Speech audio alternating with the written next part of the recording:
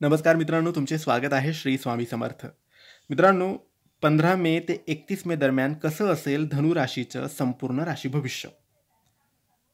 तुमची किंवा तुमच्या जवळच्या व्यक्तींची धनु राशी असेल तर तुम्ही हा व्हिडिओ संपूर्ण बघावा, कारण या व्हिडिओमध्ये आम्ही तुम्हाला सांगणार आहे धनु राशीचं संपूर्ण 15 दिवसाचं राशी भविष्य.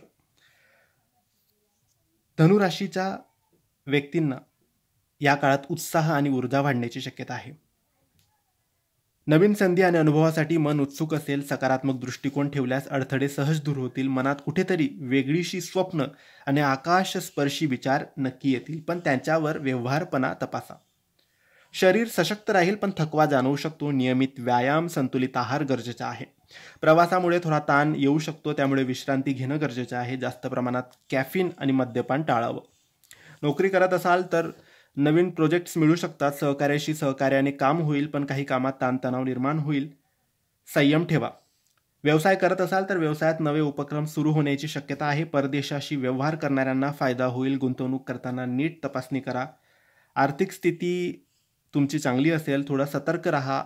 काही अनपेक्षित खर्च समोर येऊ शकतात, पण आर्थिक स्थिती संतुलित राहू शकते.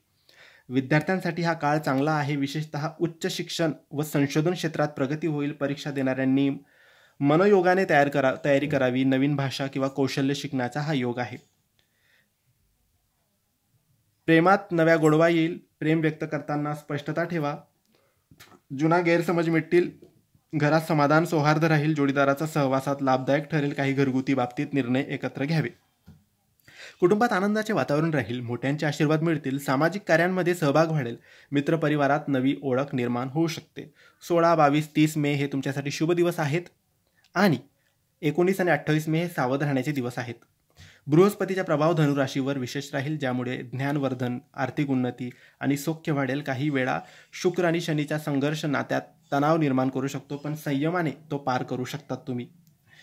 तर मित्रांनो, हे होते धनुराशीचे 15 ते 31 मे दरम्यानचे संपूर्ण राशी भविष्य. तुम्हाला माहिती कशी वाटली आम्हाला नक्की कळवा, आणि माहिती आवडली असेल तर लाईक आणि शेअर करा.